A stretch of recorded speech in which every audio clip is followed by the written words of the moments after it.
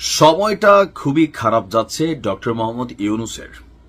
যত দ্রুত সম্ভব একটা নির্বাচন দিয়ে সম্ভবত তিনি সরে যেতে পারলেই সম্ভবত তিনি নিজেকে ভাগ্যবান মনে করবেন। কথা বলছি আল জাজিরাকে নিয়ে। We are Sheikh Hasina's man, একটা প্রতিবেদন বাংলাদেশকে কাঁপাই দিছিল। শেখ হাসিনার সরকার পতনের পেছনে এই প্রতিবেদনটার যেই অর্থবহ গুরুত্ব সেটা আপনারা বুঝতে পারছেন প্রত্যেকেই। এখন শেখ হাসিনাকে নিয়ে করা আল জাজিরার প্রতিবেদন জনমনে যতটা প্রভাব ফেলছে, আবার এই আল জাজিরাই যখন ডক্টর মোহাম্মদ ইউনূসকে নিয়ে প্রতিবেদন প্রকাশ করলো, আন্তর্জাতিক গণমাধ্যমগুলো করলো, তখন আবার কমেন্টে আমরা দেখতে পাচ্ছি ভিন্নতা। এটা হচ্ছে আমাদের দৃষ্টিগত পার্থক্য যে আমার দলের লোক, আমার পছন্দের লোক, তার বিরুদ্ধে কোনো এরকম নিউজ হলে সেইটা আমরা খাবো না, শুধুমাত্র আমার অপছন্দের লোকের বিরুদ্ধেই হইলে খাবো। আবার যেই পত্রিকাটা করছে এতদিন এটা ছিল ফেরেশতা, আজকে এটা ভিলেন হয়ে গেছে। কথা বলছে অন্তর্বর্তী সরকারকে নিয়ে আল জাজিরা সহ আন্তর্জাতিক গণমাধ্যমে একটা রিপোর্ট হয়েছে যেটা ডক্টর মোহাম্মদ ইউনূসের রেপুটেশনকে মাটিতে মিশাই দিবে, কারণ এই অন্তর্বর্তী সরকার ব্যর্থ হয়েছে। রিপোর্ট আল জাজিরা সহ আন্তর্জাতিক গণমাধ্যমে বলা হচ্ছে যে আপনার ছাত্র জনতার আন্দোলনের পর ডক্টর মোহাম্মদ ইউনূসের নেতৃত্বে গঠিত হয়েছিল অন্তর্বর্তী সরকার। এই সরকারের প্রতি অসীম আশাবাদ ছিল, মনে করা হয়েছিল এখান থেকেই একটি নতুন গঠনমূলক গণতান্ত্রিক বাংলাদেশ গঠনের সূচনা হবে। কিন্তু এক বছর পর সেই আশার জায়গায় ঘনীভূত হয়েছে হতাশা। মানবাধিকার লঙ্ঘনের বিচারের বিলম্ব, সাধারণ মানুষের সঙ্গে সরকারের সংযোগহীনতা এবং প্রশাসনিক সংস্কারে স্থবিরতা, এই সব মিলিয়ে ইউনূস সরকারের কার্যকারিতা নিয়ে প্রশ্ন তুলেছে দেশীয় এবং আন্তর্জাতিক মহল।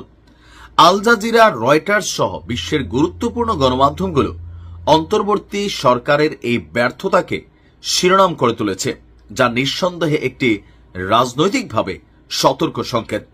বাংলাদেশের জনগণের জন্য একটি নতুন ভোরের প্রতিশ্রুতি এখন যেন পরিণত হয়েছে আরেকটি অনিশ্চয়তা এবং হতাশার অধ্যায়। আন্দোলনে নিহতদের সুষ্ঠু বিচারের দাবি ছিল এই সরকারের কাছে অন্যতম প্রত্যাশা, যা করতে ব্যর্থ হয়েছেন বলে অভিযোগ নিহত পরিবারের সদস্য সহ মানবাধিকার কর্মীদের। এখানে তারা যেটা লিখেছে যে গত এক বছরেও সরকার জনগণের সেন্টিমেন্ট বুঝতে পারেনি। সাধারণদের কাছ থেকে যোজন যোজন দূরে থেকে এলিটদের সঙ্গে আলোচনা করে যে কোনো সিদ্ধান্ত নেন এই ডক্টর ইউনূস সরকার। আর এখানে বেশ কয়েকটা মানুষের বক্তব্য কানেক্ট করা হয়েছে, যাদের বক্তব্যকে কোট করে এই প্রতিবেদনটা সাজানো হয়েছে। তো সবকিছু মিলিয়ে যে মব ভায়োলেন্স, এটাও আলোচনায় স্থান পেয়েছে, যে যার নিয়ন্ত্রণে কার্যকরী ভূমিকা দেখাতে পারছে না অন্তর্বর্তী সরকার প্রশাসন, তাই জনগণের সরকারের প্রতি আস্থা কমেছে, আসলেই কমেছে। আর সাথে সাথে ডক্টর ইউনূসের এই কিংস পার্টি এনসিপির প্রতিও মানুষের আস্থা কমেছে। জুলাই আন্দোলনের এমন একটা গুরুত্বপূর্ণ দিনে রিল্যাক্স মোডে কক্সবাজারে 5 জন গিয়া বসে আছে, আর সারা দেশে আজকে কি পরিমাণ আলোচনা সমালোচনা। আজকে নাকি তারা এটা নিয়ে রিভিউ দিবে, তারা তাদের মন্তব্য প্রকাশ করবে। ডক্টর মোহাম্মদ ইউনূস সরকারকে ব্যর্থ করতে শুধুমাত্র যে এগুলো দায়ী ছিল তাও না, আসলে দেশের অভ্যন্তরীণ যে কোনো একটা সরকার পতনের পর যে পরিস্থিতি থাকে, ব্যাংকগুলা প্রায় শূন্য থাকে, সিস্টেম হ্যাং থাকে, নতুন সিস্টেম ডিপ্লয়েড করা, আন্দোলন, ডক্টর ইউনূসকে প্রচুর আন্দোলন ঠেকাইতে হয়েছে। এরপরে রাজনৈতিক ভুল, এই এনসিপি গঠন করে তিনি বিএনপির সাথে দূরত্ব তৈরি করে ফেলছেন, জামাতের সাথে দূরত্ব করছেন, এবং কি এই দলটাকে অতিরিক্ত প্রায়োরিটি দিতে যাইয়া আরো অনেক ধরনের বড় বড় ভুল করে ফেলছেন।